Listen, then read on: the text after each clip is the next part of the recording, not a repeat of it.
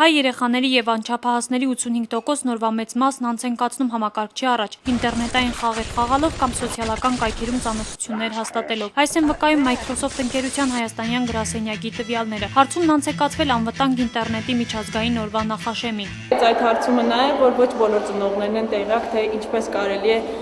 թույլ տալ երեխաներին օգտվել, բայց միևնույն ժամանակ վերահսկել նրանց գործունեությունը, որտեղ երեխաները հաճախ տանն են լինում մենակ եւ կարող են անել այն, ինչ ցանկանում են, եւ ոչ մեկ չի վերահսկում։ Մասնագետները փաստում են, որ այսօր երեխաներն ավելի լավ են տիրապետում ինտերնետ մտնելու հմտությանը, քան ասենք նրանց ծնողները, մինչդեռ դա ունի նաեւ իր բացասական հետևանքները։ Երեխաներից մեծամասնությունը չունի գիրք կարդալու ցանկություն։ Այսօր ամփոփվեցին ընկերության ինտերնետի առավելությունները, վտանգներն ու անվտանգ օգտագործումն իմ աչքերով թեմայով մրցույթի արդյունքները։ Ինտերնետը համարվում է էլեկտրոնային գրականություն գրեթե բոլորի համար եւ այլևս կարիք չկա սպասել լրաբելի հաջորդ թողարկմանը, որովհետեւ ամբողջ տեղեկությունները տեղ են գտել ինտերնետում,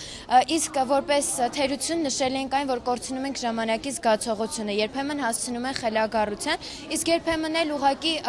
որոշակ ժամանակ են կորցնում, բայց չենք ստանում գիտելիք։ Կան շատ վտանգներ, այսինքն շատ վտանգավոր սայթեր, որոնք ընդհանրապես այսպես ասած հիվանդանում են դրանցով երեխաները, օրինակ պատերազմային խաղեր։ Ըստ Օկլա ընկերության NetIndex վարկանիշային ցուցակի մեր երկիրը այս տարի ինտերնետ թրաֆիկի մուտքի արագությամբ տարածաշրջանային մասշտաբով վերջինն է։